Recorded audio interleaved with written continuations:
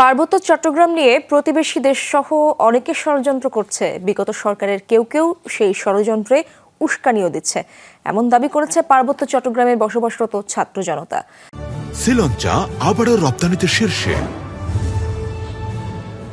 বাঙালিদের ওপর হামলা, নির্যাতন ও অগ্নিসংযোগের প্রতিবাদে জাতীয় প্রেসক্লাবের সামনে আয়োজিত মানববন্ধন থেকে এসব দাবি করা হয়। বক্তারা বলেন, পার্বত্য চট্টগ্রাম ঘিরে দীর্ঘদিন ধরে ষড়যন্ত্র চলছে। আদিবাসী ষড়যন্ত্র বাংলাদেশকে বিচ্ছিন্ন করার ষড়যন্ত্র বলেও উল্লেখ করেন বক্তারা। মানববন্ধনে যোগ দিয়ে পার্বত্য অঞ্চলের বাঙালিরা বলেন, আন্তর্জাতিক ষড়যন্ত্রের অংশ হিসেবে পার্বত্য চট্টগ্রামে বিভীষিকাময় পরিস্থিতি সৃষ্টি হয়েছে।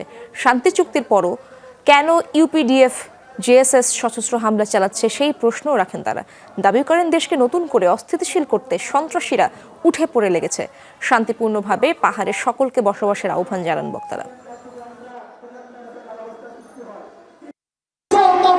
তৈরি করে পার্বত্য অঞ্চল থেকে যত অবৈধ অস্ত্র আছে সব অবৈধ অস্ত্র